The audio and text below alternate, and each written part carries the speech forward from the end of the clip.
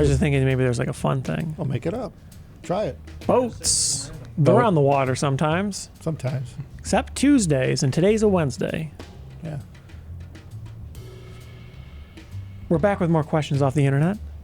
This one we have some more viewer-submitted questions, and if you too want to submit questions for us to answer on a future episode, you can send it to us at totl@abyssheadphones.com. So this one reads, Hi, Abyss team. Hello. Hi. For people looking to dip their toes to the next step up from a 2 to 3K setup, is it worth jumping straight to an AB1266 if you're going to keep the same amp and DAC combo, or is it better to get a Diana and spend more on the rest of the setup? And the example he cites is a topping D90A90 with an Aria to AB1266 D90A90. From Gabe. This actually, I think, is a fair question that we never really directly talked to. So I think we can have a little discussion about it. So you have a setup. It's not like a terrible setup, but it's not an amazing setup. And what do you do first? How do you upgrade? Do you want to go to something like a Diana, or do you want to go to a 1266? What do you think about this one? You have like a $1,000 DAC amp setup. It's okay. Does a pretty good job, but it's not flagship. Where do you go from there? It's kind of hard to say because I guess it depends. Like, if you get like that Diana, a lot of people get it and then they're like, "Well, I like this, but I want more of this." So then they get a 1266 after that. So, if you want to like keep upgrading, Yeah. or if I you guess don't, just go right to the top. It depends, I think, on the personality.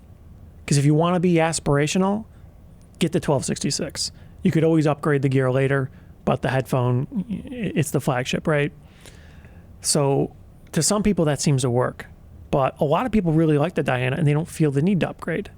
So I don't know how you directly answer that one, but it kind of seems like it's dependent on the person. Well, in this case, he's talking about he doesn't even have an Abyss headphone. He's got something else. But which way should he go? Where would be his upgrade, right? Well, So he has a lower cost headphone and he's looking to move upscale a notch. Yeah, right. Well, the normal recommendation would on something like that would be to, are you trying to optimize the system for what you have or not? Mm-hmm. And then of course forward looking, are you planning on upgrading the headphone?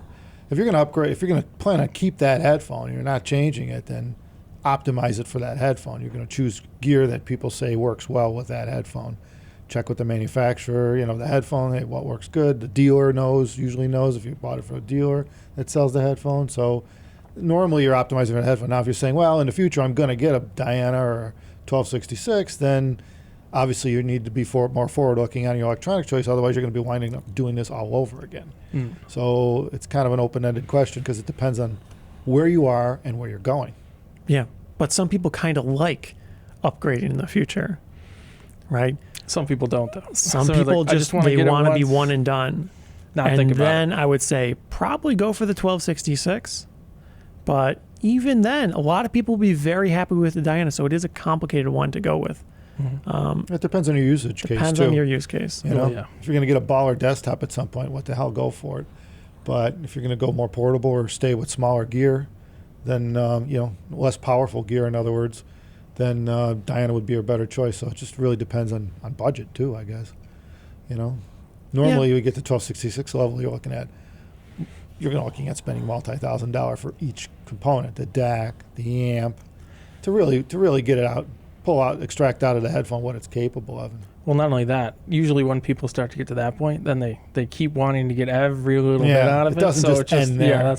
And that's the problem with the 1266, I guess, is you just want to keep pushing it. That's fine. I mean, as long as you understand. As long as you plan on, this is a hobby, and you plan on continuing to invest in your hobby over time. It doesn't have to happen in a month or even a short period of time. It could happen over the course of years. A lot of people build their systems out over years. Well, some people save for the headphone for a year. Yeah. And then worry about the rest of the stuff the following year and so on. So they just get along with a few $100 amp from somewhere like a Monoprice or something, like Cavelli design, which is fine, works fine, sounds pretty damn good, and it'll get you going. Yep. So yeah, the D90A90 combo, it's not bad. Yeah. Gets you down the road just fine. Yeah. And a 1266 would sound better on that than a Diana. However, I think it depends on how much you're willing to spend, how much you think you want to invest in the hobby. I guess to be more specific on what he was specifically asking, for the gear he picked, it's like, $1,200 setup or whatever. And it would work fine with a 1266, but yeah, probably eventually you'd want to upgrade the DAC then. At least.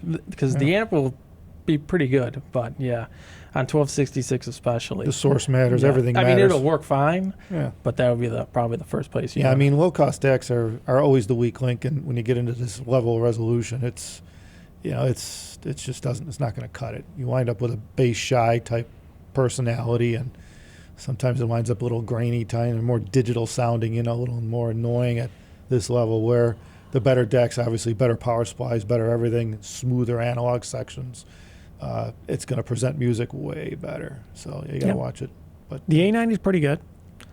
And it definitely would sound better with a 1266. Yeah, for the price, of course. It would sound better with a 1266 than a Diana. But the trouble there is if the price difference from Diana to 1266 is substantial enough for you that it's going to put off upgrading your gear, it may not be the best use of the money if all you're looking at is getting the best system now, and you don't know that you want to spend a huge amount of money later and getting crazy high-end gear. So pretty much if you're the kind of person that you always seek perfection, you want the best of the best, you can't afford it today, but you think you want to be able to aspire one day to do that, I would probably lean to 1266. But if you're happy with 99 percentile, you could get an amazing setup with a Diana, and I would say that's probably better value for your money. And you could still run the D90 on Diana and upgrade the DAC, and you could get an amazing world-class experience with that. Absolutely. Well, the other thing to consider too is that when you're with the gear we're talking about here, as you increase the level of the electronics in terms of quality, that trickles down to your other headphones too. I mean, typically we've seen people, they're running top shelf gear, and you could still plug in $1,000 headphone, and it typically will improve that upon that dramatically too. So I wouldn't be afraid to go either way, really, electronics or headphone. Right. But if you know you're going to do the headphone, you might as well do that up front, and then then build around that so you understand the sound signature, you understand which way it has to go. You'd make better decisions knowing up front what you're dealing with in terms of the sound. But yeah, there's no fear in continuing to scale on the electronics, because it will typically benefit every other headphone, with the exception of ones that are obviously tilted or skewed a certain way where they're just going to go the wrong way on you. So, but those are the ones you get rid of. That's the way it works. Yeah. As you're moving up the ladder, you're gonna lose a few here and there. Yeah, I know people do that at shows. They bring their headphones with them, and then they plug it into the setups they see at the show as like a bass line. They're like, man, my headphones sound great on this. Yeah, right. It's like, Yeah. Well, it's true. I mean, we've taken headphones from the 70s, right? Plugged it into this new stuff. It's like, it's not bad. I mean, relatively speaking, it's just a cheap dynamic headphone they made in the 70s. And It's like, pretty variable. It's actually not bad. Some headphones have huge improvements on high-end gear. Other, it doesn't really make a big difference. But in general, you never really see much of a downside upgrading your gear and driving old headphones on it, driving your lower-cost headphones on it. Yeah. So, yeah, that's always an advantage. But in this case, he's starting off with a pretty decent baseline. So Yeah, it'll work, it'll work pretty well. which is probably why he chose it. On that note, we answered the question. Kind of, yeah. Yeah. The way we always do. Yeah. Vague. Yeah. Vague. Yeah. well, there's always a lot of variables. Yeah. Well, you think anyone out there has a question that we can answer vaguely in a future episode? Maybe. I wonder what they could do with that question. Yeah. There's this place called Top of the Line. Oh, Did you really? know that Top of the Line has a podcast too?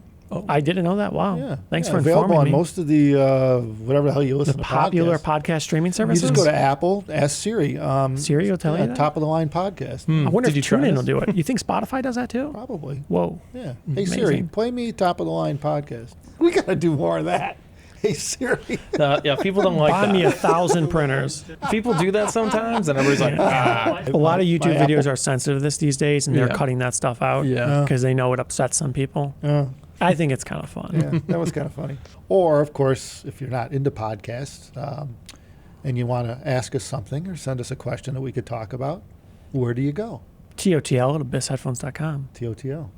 At abyssheadphones.com. Yeah. Oh, and you know what we haven't mentioned in a while? what's that? We have a store. Merch Oh, store? yeah. You Really? can get pillows, Pillows, mugs, probably? mugs, T-shirts? T-shirts, Abyss T-shirts. Oh, with that's some with our logo. technology. Yes. Yep. Bet you they're available multiple sizes and colors. They are. Mm-hmm. You Wow. designed them. Oh, really? Yeah. Probably I good think then. you and DMS designed them. Right. A little bit. A The little bit. combination. Collab, Yeah, it was a yeah. collab. Yeah. Collab. There's some fun designs on there. So, yeah, Okay. and that's abyssstore.com. Abyssstore.com. Abyssstore.com. Such innovation. Yeah. Other than that, man, we did a lot of promo right now. The last month. Yeah. Thank you, everyone, for watching. And thumbs us up and take care.